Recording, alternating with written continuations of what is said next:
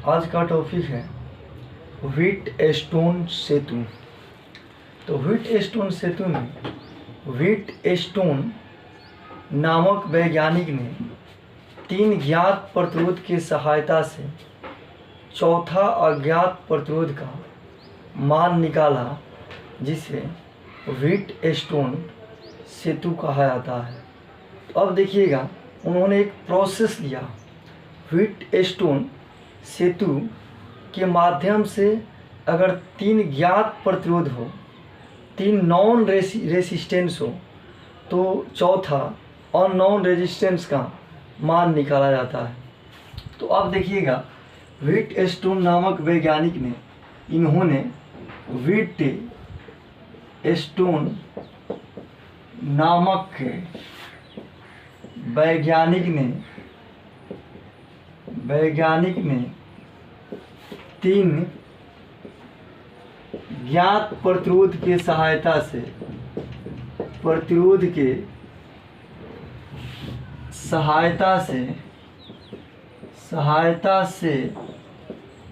चौथा अज्ञात प्रतिरोध का मान निकाला। ध्यान रखिएगा, इन्होंने क्या किया, बहुत ही इम्पोर्टेंट है, कई बार एग्जाम में आया हुआ है।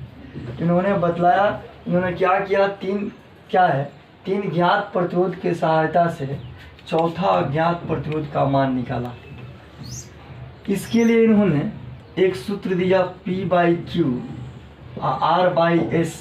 यही प्रूफ करना है इसमें, P/Q और क्या है R/S। और आप कह सकते हैं कि इसमें PQRS क्या है। तो याद रखिएगा, PQRS जो है वह रेसिस्टेंस से प्रतिरोध है। तो PQRS क्या है, रेजिस्टेंस से प्रतिरोध है। तो उन्होंने क्या किया, एक चतुर्भुज लिया, बतला रहे हैं। इसके लिए उन्होंने एक चतुर्भुज लिया, और चतुर्भुज के देखिएगा, इसमें उन्होंने क्या किया, एक चतुर्भुज लिया। ऐसे उन्होंने एक चतुर्भुज लिया, और चतुर्भुज के देखिएगा, उन्होंने एक ऐसे चतुर्भुज लिया,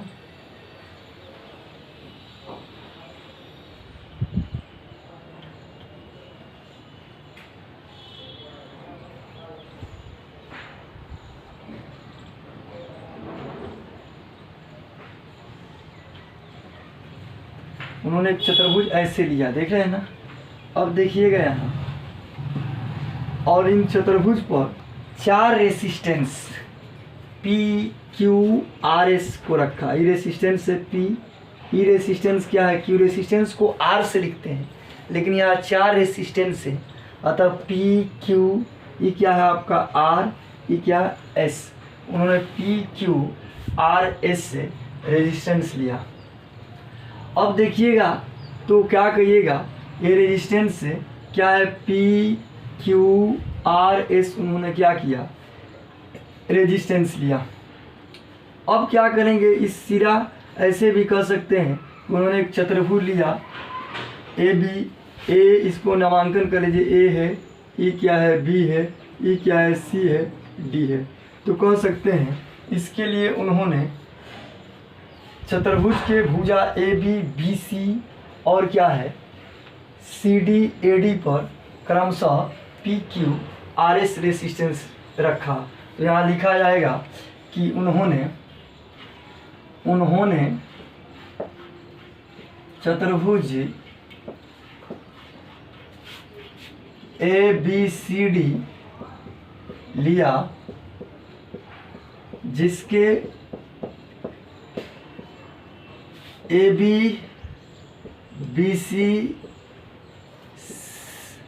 BCAD तथा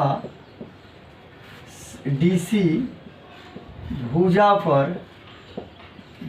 पर क्रमशः PQR तथा S रेजिस्टेंस रखा, रेजिस्टेंस लिया। तो अब ध्यान रखिएगा, व्हीटस्टोन नामक वैज्ञानिक ने 3 ज्ञात प्रतिरोध की सहायता से चौथा अज्ञात प्रतिरोध का मान निकालने के लिए एक सूत्र दिया जिसे व्हीटस्टोन सेतु कहा जाता है। उन्होंने चतुर्भुज ABCD लिया जिसके AB भुजा, BC भुजा और क्या है आपका AD भुजा और CD भुजा पर क्रमशः P, तो AB पर रेसिस्टेंस क्या है P और क्या है आपका BC पर रेसिस्टेंस क्या है Q और क्या है AD पर रेसिस्टेंस क्या है R तथा DC पर रेसिस्टेंस क्या है S लिया। अब देखिएगा, अब ABCD एक चतुर्भुज लिया, इसके AB BC तथा AB BC AD तथा CD पर क्रमशः PQRS रेसिस्टेंस लिया। अब क्या है, इनके AC डायगोनल के क्रॉस यानी AC सिरा के क्रॉस एक सेल कनेक्ट किया। क्या जोड़ा, एक सेल जोड़ा, ऐसे AC डायगोनल के यहाँ सेल जोड़ा और ये क्या है, यहाँ एक कुंजी लगाया परिपथ को चालू करने के लिए ऐसे। तो अब देखिएगा कि यहाँ ABCD एक चतुर्भुज है। चतुर्भुज के 2 डायगोनल के सिरों के बीच माने AC के सिरों के बीच क्या कनेक्ट किया, एक सेल कनेक्ट किया। तो अब बताइएगा, इस सेल से करंट जाएगा, इस सेल का मान लीजिए कि पोटेंशियल क्या है V1, तो पोटेंशियल डिफरेंस क्या है आपका V है, क्या है V है। अब देख लीजिएगा, यहाँ सेल से करंट आएगा, यहाँ तो सेल से करंट इसमें I निकला तो यहाँ तक क्या है, यहाँ I आएगा, यहाँ तक A बिंदु तो क्या पहुँचा, I पहुँचा। अब बताइएगा यहाँ कि इसमें अगर मान लीजिए कि I1 करंट चला गया, सपोज दैट मान लीजिए कि इसमें I1 करंट गया, यहाँ I1 करंट इसमें गया, इसमें कितना करंट गया, सपोज दैट I1, तो इसमें करंट कितना जाएगा। अब बताइए, I करंट सेल से निकल रहा A बिंदु तक पहुँचा, A पर जंक्शन है, A पर जंक्शन है तो 2 भाग में बटा, AB में और AD में। अगर मान लीजिए कि AB में करंट I1 गया, AB में धारा I1 गया तो AD में धारा क्या होगा आपका I माइनस I1 हो जाएगा। इसमें I में से I1 गया AB में तो AD में कितना जाएगा, I माइनस I1, कोई दिक्कत। अब देखिएगा, यहाँ सेल है, बैटरी है, इसका पोटेंशियल क्या है V है। आपको हम बतला देना चाहते हैं रफ में थोड़ा, अगर ऐसे सेल हो ऐसे, तो मान लीजिए क्या पोटेंशियल सपोर्ट है 10 वोल्ट है, तो इसका अर्थ जान लीजिए क्या हुआ। इसका अर्थ रहा कि निगेटिव टर्मिनल है, इस सेल का निगेटिव टर्मिनल है, पॉजिटिव टर्मिनल है, ये लो पोटेंशियल है, ये हाई पोटेंशियल है। तो लो पोटेंशियल को अगर मान लेते हैं 10 वोल्ट का अर्थ रहा, लो पोटेंशियल 0 वोल्ट है, तो इसकी अपेक्षा हाई पोटेंशियल जो है वो क्या होगा आपका 10 वोल्ट होगा। समझ रहे हैं, किसी सेल में अगर 10 वोल्ट लिखा हो तो सेल में 2 प्लेट होते हैं, ये निगेटिव और ये क्या होता है आपका पॉजिटिव। इसका अर्थ रहा कि निगेटिव जो है वो लो पोटेंशियल है और पॉजिटिव प्लेट क्या है, वो क्या हायर पोटेंशियल है, उच्च विभव है। तो यहाँ निगेटिव पोटेंशियल जो है आपका, निगेटिव पोटेंशियल 0 वोल्ट, 10 वोल्ट का अर्थ रहा कि निगेटिव पोटेंशियल के अपेक्षा पॉजिटिव पोटेंशियल 10 वोल्ट है, यानी निगेटिव पोटेंशियल 0 वोल्ट है तो पॉजिटिव पोटेंशियल जो है कितना है 10 वोल्ट है। अब आपको हम बतला रहे हैं यहाँ कि अब देखिएगा, यहाँ I1 करंट गया तो अब आप कह सकते हैं कि ABCD ये जो चतुर्भुज है, उस चतुर्भुज के 2 सिरों से AC के क्रॉस यानी AC के बीच हमने एक सेल जोड़ा, एक कुंजी लगाया, इस कुंजी को कहते हैं KC यानी सेल की है। सेल को यानी परिपथ को चालू करने के लिए ये KC लगाया। अब क्या है, BD के अक्रॉस, चतुर्भुज में BD के अक्रॉस माने दूसरे डायगोनल से हमने क्या किया, एक गैल्वेनोमीटर को ऐड किया और यहाँ ऐसे यहाँ एक कुंजी हमने लगाया, इस कुंजी को हम कहते हैं KG यानी गैल्वेनोमीटर की। अब जी जो है गैल्वेनोमीटर, जी जो है करंट के उपस्थिति को बतलाता है।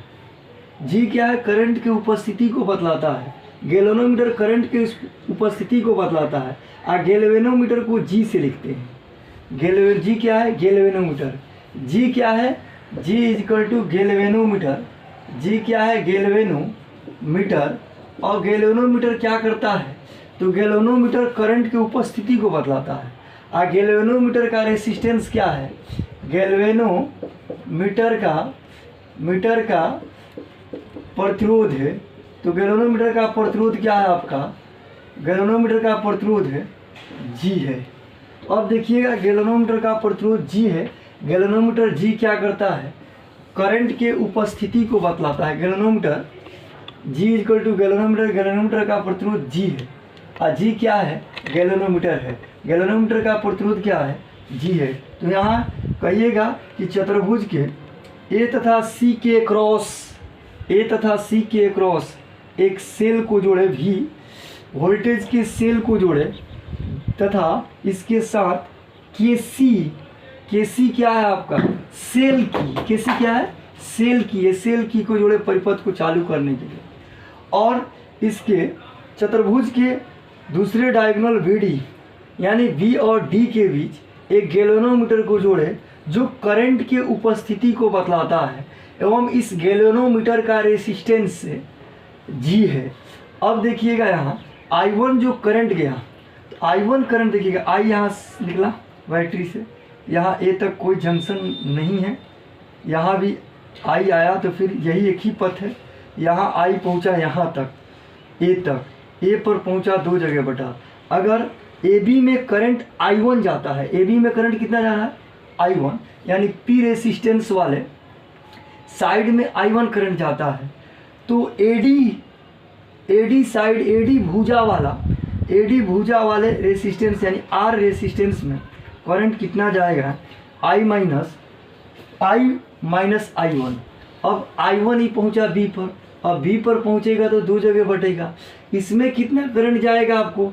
तो इसमें करंट गया आपका I1 माइनस, अब बताइएगा यहाँ अगर मान लीजिए सपोर्ट है I1 करंट आ रहा है, A से B तक कितना करंट है? I1। तो इसमें मान लीजिए करंट जा रहा है IG, तो इसमें कितना करंट बचेगा आप बता सकते हैं? जब I1 करंट यहाँ तक I1 है, I1 आया B तक, इसमें से IG, I1 में से IG इसमें चला गया, तो इसमें कितना जाएगा? तो I1 माइनस IG क्या रहा? I1 minus IG। अब बताइएगा, तो इसमें करंट गया I1 माइनस IG। अब बताइएगा इसमें करंट कितना जाएगा? मान लीजिए कि जब परिपथ क्या है, इसमें कुंजी को बंद कर देंगे यहाँ, तो उस कंडीशन में इसमें करंट कितना जाएगा? तो करंट एक IG आ रहा है, करंट डायरेक्शन के साथ दिख रहे, देख रहे हैं ना, इसे एक IG आ रहा है, एक I माइनस I1 आ रहा है। तो इधर करंट कितना जाएगा? तो इधर करंट आपको जाएगा I minus I1 plus G। अब देखिएगा इधर से I minus I1 plus G, इधर से I1 माइनस IG, तो करंट कितना हुआ टोटल जोड़िएगा? तो I1 से I1 कट गया, IG से IG कट गया, बचा क्या? I। इसका मतलब रहा कि इसमें I करंट ऐसे आपको बताया गया है कि सेल से I करंट निकला, यहाँ सभी रेसिस्टेंस में करंट को भेज दिया गया, और भेजने के बाद पुनः जब C पर पहुँचता है तो I करंट I के रूप में ही निकलेगा, क्योंकि आवेश संरक्षण सिद्धांत से हम जानते हैं कि सेल से जितना करंट निकलता है उतना ही सेल के नेगेटिव टर्मिनल पर पहुंचाया जाता है, तभी हल होगा। यहाँ सेल से I करंट निकल रहा है और इन सभी रेसिस्टेंसों में करंट फ्लो होते हुए पुनः क्या है? I करंट सेल के नेगेटिव टर्मिनल में पहुंचता है। तो अब आपको ये क्लियर हो गया, व्हीटस्टोन सेतु हमने बनाया। अब देखिएगा, तो व्हीटस्टोन सेतु में आपको बतला रहे हैं कि यहाँ अब इसको उतार लीजिएगा, नोट कर लीजिएगा, हम ऊपर से मिटा रहे हैं। तो इसके बाद देखिएगा यहाँ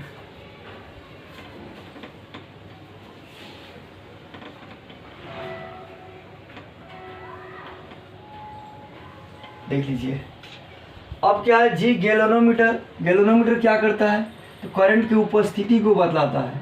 और गैल्वेनोमीटर का रेसिस्टेंस कितना माना, हमने जी माना। गैल्वेनोमीटर का भी रेसिस्टेंस होता है सुन, तो गैल्वेनोमीटर का रेसिस्टेंस जी माना।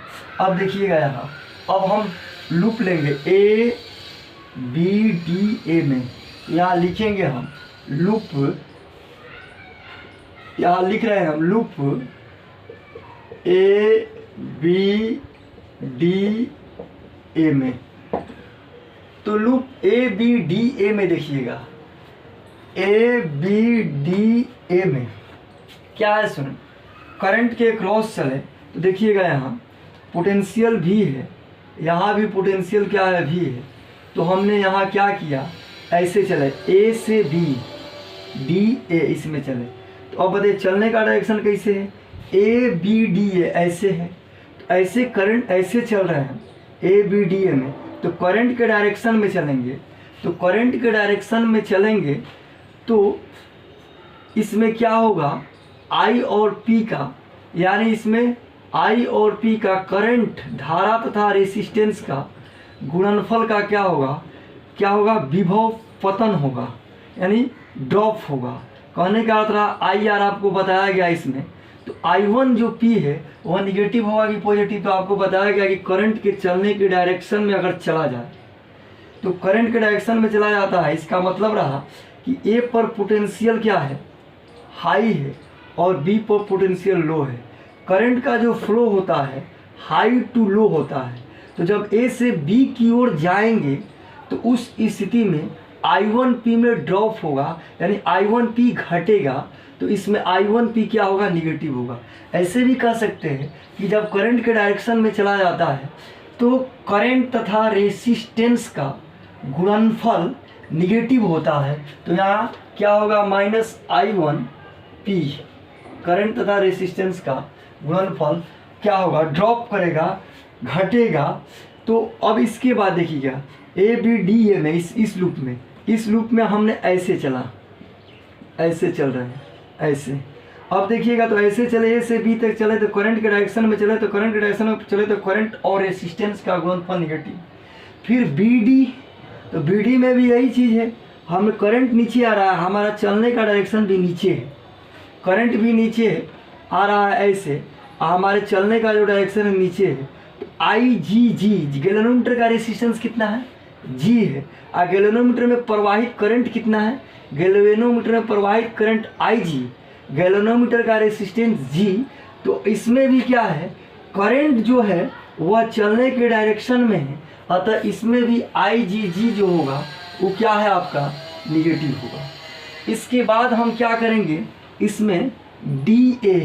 तो अब बताइएगा ए बी डी ए, इस लूप में बात हो रहा है, 1 नंबर लूप में, 2 नंबर लूप है, इसमें बात हो रहा है। तो डी ए आएगा, ए बी डी ए। तो डी ए में देखिएगा डी से ए चल रहा है, इसका मतलब रहा कि डी पर पोटेंशियल हाई है और ए पर पोटेंशियल, यहाँ करंट आ रहा है ए डी, करंट का फ्लो हो रहा है ए से डी, हम चल रहे हैं कैसे, उल्टा ऐसे। तो करंट का फ्लो, इसका मतलब यहाँ हाई पोटेंशियल, यहाँ लो पोटेंशियल। करंट के डायरेक्शन में लो पोटेंशियल होता है और इसके अपोजिट डायरेक्शन में हाई पोटेंशियल है, हाई से लो करंट फ्लो होता है। तो करंट ऐसे आया, हम चल रहे हैं कैसे, तो चल रहे हैं ऐसे, ऐसे चल रहे हैं। तो करंट के जब अपोजिट चलेंगे तो धारा और रेसिस्टेंस का क्या होगा, ड्रॉप होगा, यानी धारा तथा रेसिस्टेंस ड्रॉप होगा, यानी विभव पतन होगा, तो घटेगा। तो अब देखिएगा यहाँ करंट ऐसे जा रहा है, और देखिए करंट ऐसे, हम क्या है, चले इसके उल्टा। तो करंट के जब उल्टा चलेंगे तो उस स्थिति में क्या होगा, विभव का, यानी विभव का एराइज होगा, विभव बढ़ेगा, विभव क्या होगा, बढ़ेगा। देखिएगा धारा के दिशा में चलेंगे तो विभव ड्रॉप होगा तो नेगेटिव लिखेंगे। लेकिन अगर धारा ऐसे है, चलने का दिशा ऐसे हो, तो इस स्थिति में क्या होगा, I माइनस I1 R का क्या होगा, इंक्रीज होगा, यानी बढ़ेगा, एराइज होगा। तो इस स्थिति में क्या होगा, आपका विभव बढ़ेगा। तो बढ़ेगा तो हम क्या लिखेंगे, धारा ऐसे और चलने का दिशा ऐसे, तब क्या होगा, प्लस I माइनस I1 और क्या लिखेंगे R इजिकल टू 0, क्योंकि आप पढ़े होंगे sigma delta V equal to 0, वही चीज़ है V बराबर IR। I1 करंट है, P रेसिस्टेंस है, IR इजिकल टू V होता है। तो ये क्या है, किरचॉफ के दूसरे नियम से आप इसको लिख सकते हैं, किरचॉफ के दूसरे नियम से। दूसरा नियम क्या आप भी जानते हैं, तो दूसरा नियम क्या है, sigma delta V equal to 0। तो अब देखें कि A से B में गए तो करंट के दिशा में गए, तो I1P करंट और रेसिस्टेंस का गुणनफल क्या रहा, निगेटिव, क्योंकि इस दिशा में करंट के दिशा में चलेंगे तो क्या होगा, I1P फॉल होगा, यानी I1P विभव का पतन होगा, विभव घटेगा। अब B से D चले तो IG करंट के दिशा में चले, ऐसे क्लॉकवाइज चल रहा है, तो इस करंट और क्या है, चलने का दिशा सेम है। तो इसमें भी क्या, IG करंट है गैल्वेनोमीटर से और G रेसिस्टेंस से, तो ये भी इसमें भी क्या होगा, विभव पतन होगा माइनस IgG। इसके अब देखिएगा इसमें DA में करंट A से D की ओर जा रहा है, हम चल रहे हैं ऐसे, तो करंट के अपोजिट चल रहे हैं, तो इस स्थिति में क्या होगा आपका I माइनस I1 और R क्या होगा, इंक्रीज करेगा। कोई करंट के विपरीत चलेंगे तो विभव का पतन नहीं होगा, बल्कि विभव बढ़ेगा, इंक्रीज करेगा। तो बढ़ेगा तो यहाँ प्लस दे के लिखा गया है। अब देखिएगा ये 1 नंबर इक्वेशन है। दूसरा इक्वेशन इसमें दूसरा लूप में चल कर देखिए, तो दूसरा लूप में आपको बतलाया जा रहा है ये 2 नंबर। तो दूसरा लूप में देखिएगा हम चल रहे हैं BCDA, तो अब यहाँ लूप लिखेंगे BCDB किरचॉफ के दूसरे नियम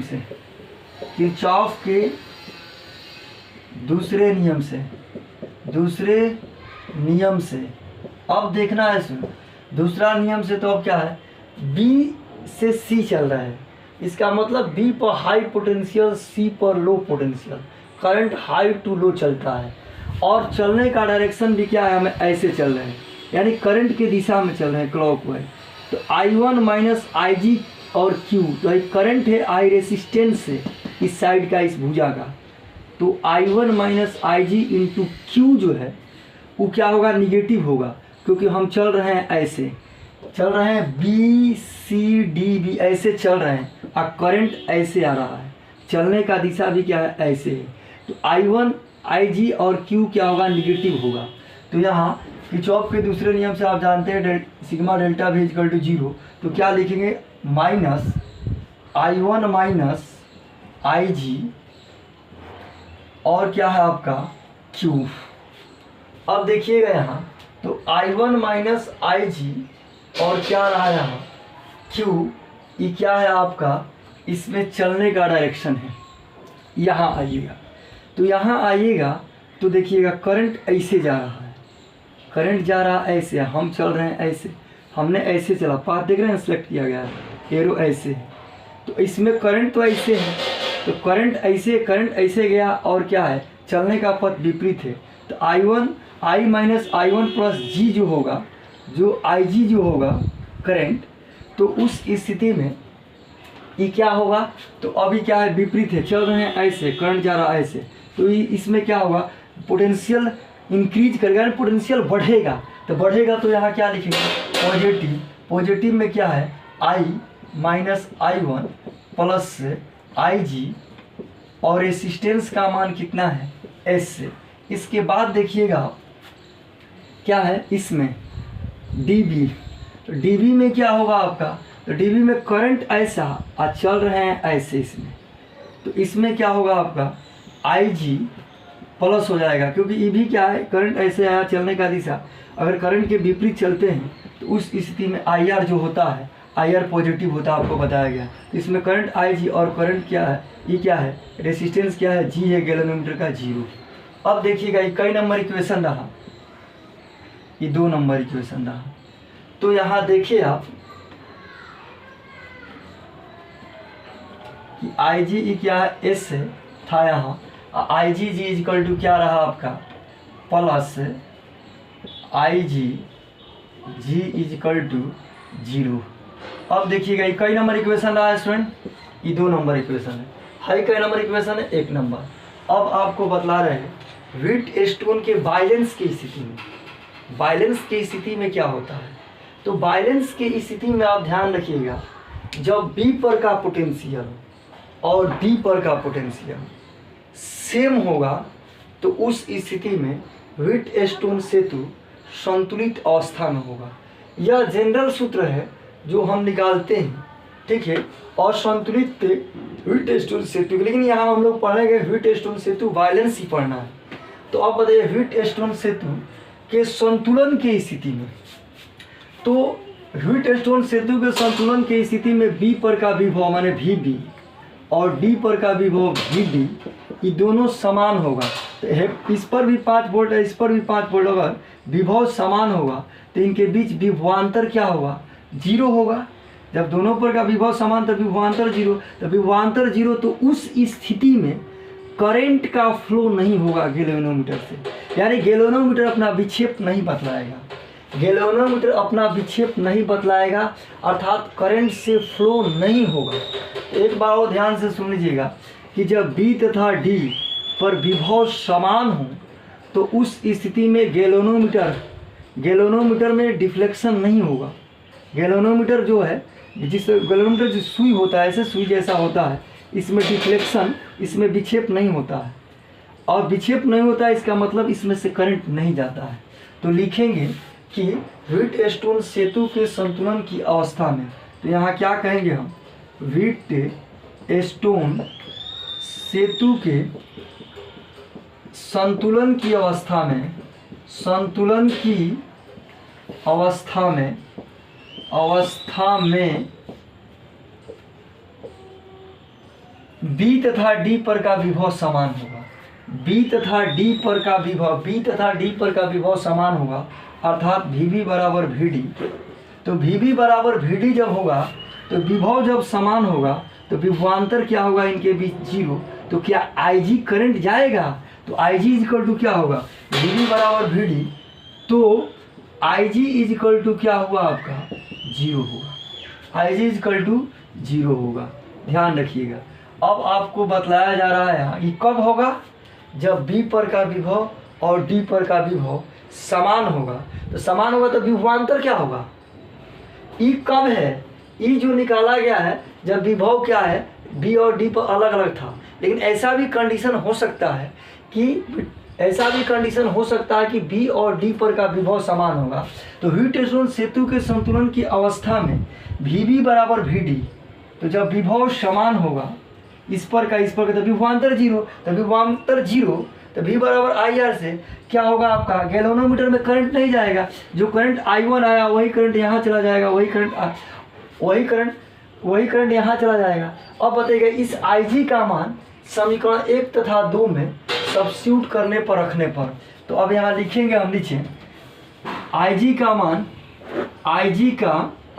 मान समीकरण 1 तथा 2 में रखने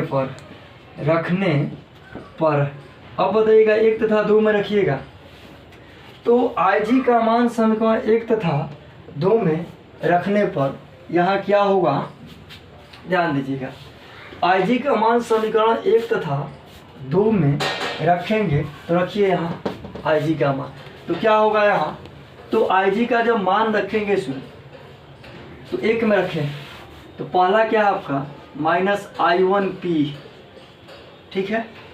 अब Ig का मान रखेंगे, तो Ig का मान क्या रखें, Ig 0 रखेंगे, तो इसमें 0 रखेंगे तो क्या होगा, -0 हो जाएगा।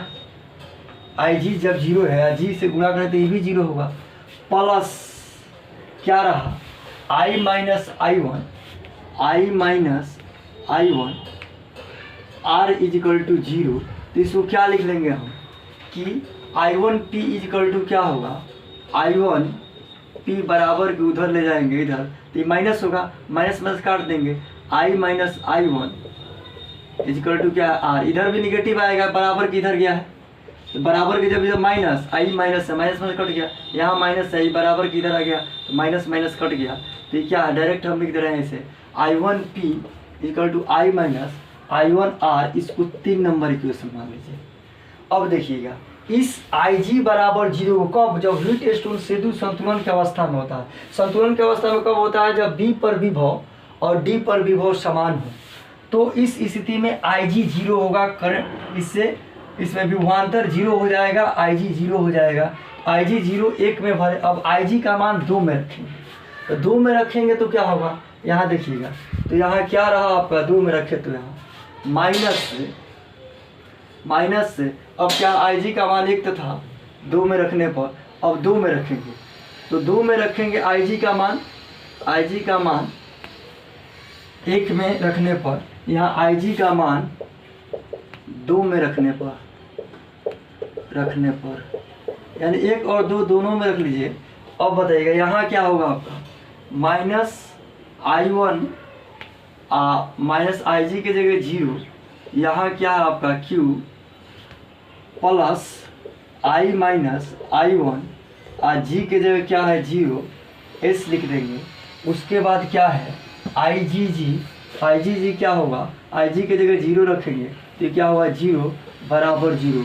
तो क्या रहा आपका -I1Q प्लस I, यहाँ क्या है I माइनस I1, तो I माइनस I1 S, तो उधर बराबर के उधर ले जा सकते हैं इसको, तो बराबर के उधर ले जाएंगे तो माइनस को हटा दे रहे हैं यहाँ, या बराबर के उधर ले जाएंगे तो क्या हो जाएगा, माइनस में चला जाएगा, प्लस माइनस हो जाएगा, तो इस माइनस को हटा दे रहे हैं माइनस, तो क्या होगा आपका I माइनस I1 और क्या है S। ये क्या रहा आपका समीकरण 4 रहा, S समीकरण 4। अब देखिएगा समीकरण 3 तथा 4 में भाग देने से, समीकरण 3 तथा 4 में भाग देने पर तो समीकरण 3 तथा 4 में जब भाग दीजिएगा तो 3 क्या है आपका I1P और क्या है I1P, यहाँ क्या है I1Q, यहाँ क्या है I माइनस I1 और क्या है R, और यहाँ क्या है आपका I माइनस I1 और क्या है S, ये कट गया, यहाँ I1 से I1 कटा, क्या रहा आपका P/Q R/S। यही क्या है आपका व्हीटस्टोन सेतु है। तो व्हीटस्टोन सेतु, इसमें अगर चारों प्रतिरोध है और 3 गो प्रतिरोध मालूम हो तो चौथा आसानी से हम प्रतिरोध को निकाल सकते हैं। तो याद रखिएगा व्हीटस्टोन सेतु में देखिएगा ये जो सूत्र निकला वह जनरल सूत्र है जो किरचॉफ के नियम से निकाले, लेकिन व्हीटस्टोन सेतु बतलाता है कि जब B तथा D पर संतुलन की अवस्था, जब B तथा D पर क्या होता है विभव समान होता है, तो उस स्थिति में इसके बीच विभवांतर 0, तो इसमें करंट नहीं जाता है, गैल्वेनोमीटर में विक्षेप नहीं होता है, यानी IG 0 होता है। तो उस स्थिति में P/Q R/S। अगर कोई 5 रेसिस्टेंस दे दे, 1 2 3 4 है, बीच में एक रेसिस्टेंस दे दे, तो जब इससे करंटे नहीं जाएगा बीच वाला से, संतुलन की अवस्था में करंट नहीं जाएगा, तो करंट नहीं जाएगा तो क्या है वो रेसिस्टेंस अमान्य रहता है। तो अमान्य रेसिस्टेंस के लिए कंडीशन क्या है P/Q R/S। याद रखिएगा। अब आपको बतला रहे हैं तो व्हीटस्टोन सेतु P/Q R/S निकालने के लिए सबसे आसान आप जो लूप बनाया गया है ऐसे बना लीजिएगा। इस लूप में चलिएगा, A B D A, 2 loop देख रहे हैं ना, ऐसे एक लूप है ई एक लूप है ई, A B D A में चले जिस तरह चले किरचॉफ के दूसरे नियम में से, तो ऐसे जो पहले लूप में चले, यहाँ देखिएगा, तो लूप में जिस तरह चलते हैं उस तरह चल लीजिए, और संतुलन और इस लूप में भी चल लीजिए ऐसे, ठीक है। क्लॉक वाइज चलना है, एंटी क्लॉक वाइज चलना है, वो आपके ऊपर है, लेकिन हमने यहाँ दोनों में क्लॉक वाइज चला है। आप लोग चलकर ऐसे A B D A में चलकर इक्वेशन बना लीजिए फर्स्ट, और क्या है दूसरा D C D B में चलकर इक्वेशन बना लीजिए सेकंड। अब व्हीटस्टोन सेतु के लिए B और D पर विभव समान होता है, अतः विभवांतर 0, तो विभवांतर 0 इसका मतलब IG जो करंट का वैल्यू होगा वह 0 होगा, गैल्वेनोमीटर में विक्षेप नहीं होगा। तो उस स्थिति में इन दोनों इक्वेशन में IG बराबर क्या एडजस्ट कर दीजिएगा, 0 एडजस्ट कर दीजिएगा तो 3 और 4 इक्वेशन मिल जाएंगे, और 3 में 4 से भाग दीजिएगा तो ये इक्वेशन मिल जाएगा। अब देखना है सुन, ऐसे अगर दे दे कोई इस तरह, आप कोई कहे आपसे इसमें तुल्य प्रतिरोध का मान निकाले, देखिएगा, और तुल्य प्रतिरोध का मान निकालना है तो आप देख रहे हैं यहाँ कि P/Q R/S, यहाँ देखिए आप कि 1 2 3 4, आप बीच में गैल्वेनोमीटर का रेसिस्टेंस G है, और जब बैलेंस होता है तो गैल्वेनोमीटर से करंट नहीं जाता है, तो बैलेंस व्हीट स्टोन के बैलेंस की स्थिति में ही आया P/Q R/S आता है। और प्रॉब्लम देख लीजिए क्लियर हो जाता है। अगर मन में मान लीजिए कि इसको ये P है, ये Q है, ये क्या R है, ये S है, अब बताइएगा, we know that Wheatstone सेतु से अब ये पता कर लीजिए कि इसमें करंट जाएगा कि नहीं, इसमें करंट जा रहा है कि नहीं। तो कब नहीं जाएगा, जब P/Q R/S बराबर होगा तो करंट नहीं जाएगा। तो अभी इस स्थिति में P/Q R/S ऐसे करके चेक कर सकते हैं। तो P का मान कितना है आपका 2 ओम, Q का मान 4, R का मान 3, S का मान 6, तो क्या रहा आपका 2 दूना के 4, 3 दूना के 6, यानी 1/2 1/2, यानी P/Q R/S के कंडीशन में है। तो क्या जब P/Q R/S से तो बीच से करंट जाता है नहीं, तो बीच वाला से डायगोनल से करंट नहीं जाता है, इसका मतलब रहा कि इसमें करंट नहीं जाएगा। तो ये जो रेसिस्टेंस होगा अमान्य होगा, चाहे 10 ओम हो, चाहे 100 ओम हो, चाहे 50 ओम हो। जब इस रूप में रहेगा P/Q R/S में, यानी P/Q इसका और इसका अनुपात, इसका और इसका अनुपात जब बराबर होगा तो बीच वाला से करंट नहीं जाएगा, याद रखिएगा।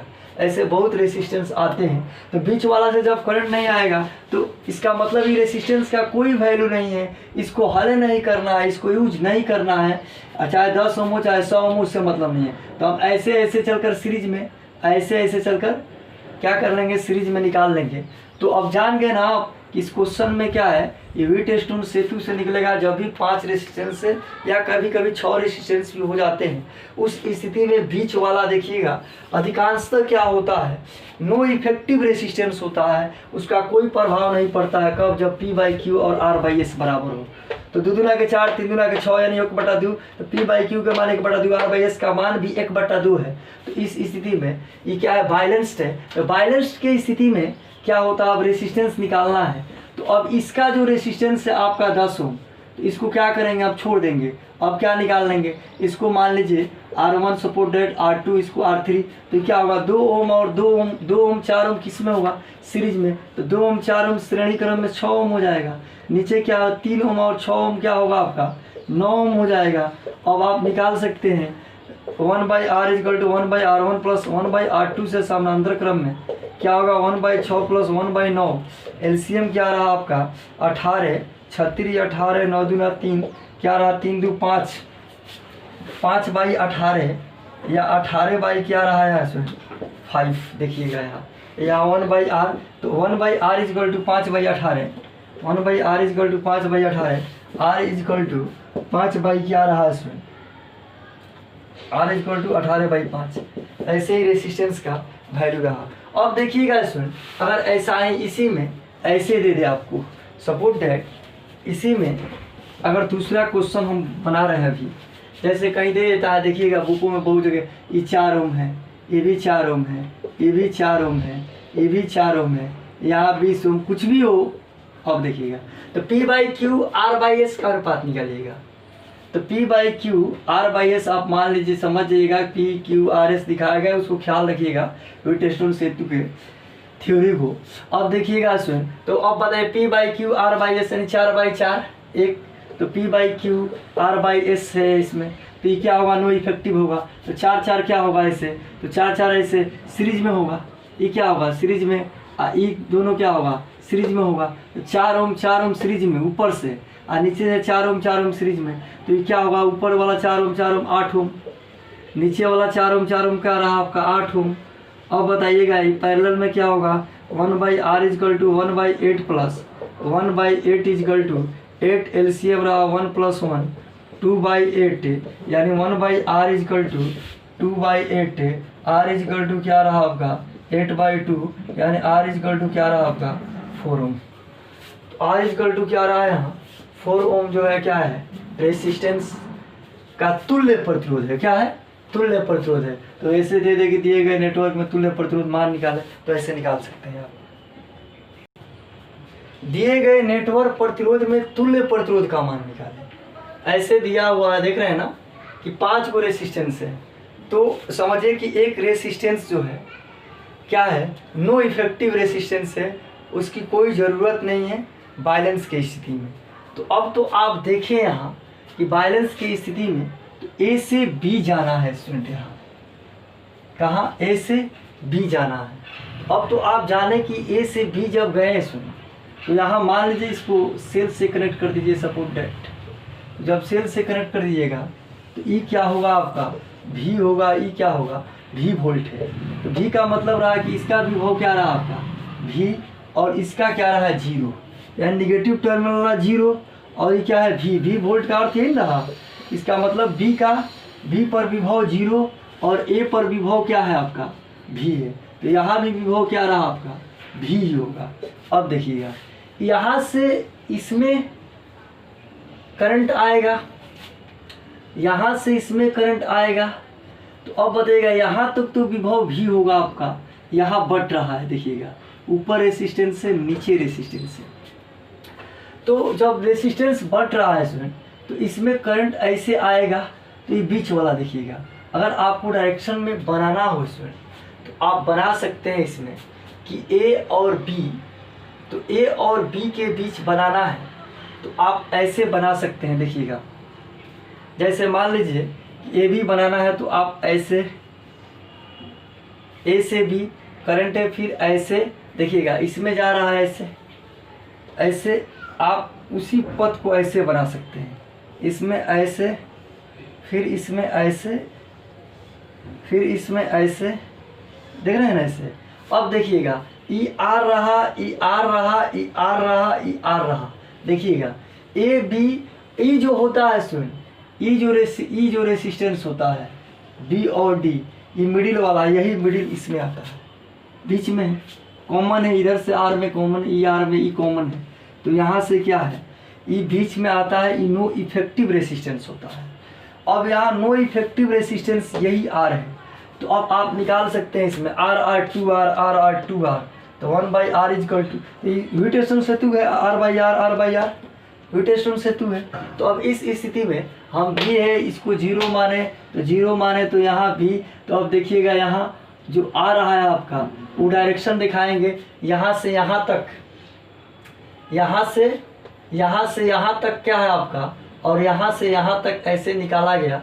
तो इस स्थिति में आपको यहाँ r जो है नो इफेक्टिव है तो 1/r इजकल टू तो r क्या रहा आपका 2r और 1/2r यहाँ क्या रहा 1/r equal to 2r LCM.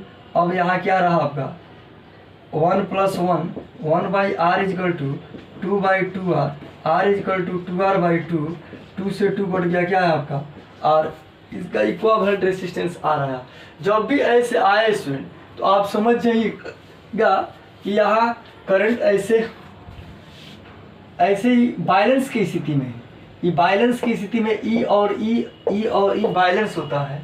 जब बैलेंस होगा तो इससे करंट नहीं जाएगा, तो करंट नहीं जाएगा तो नो इफेक्टिव रेसिस्टेंस होगा।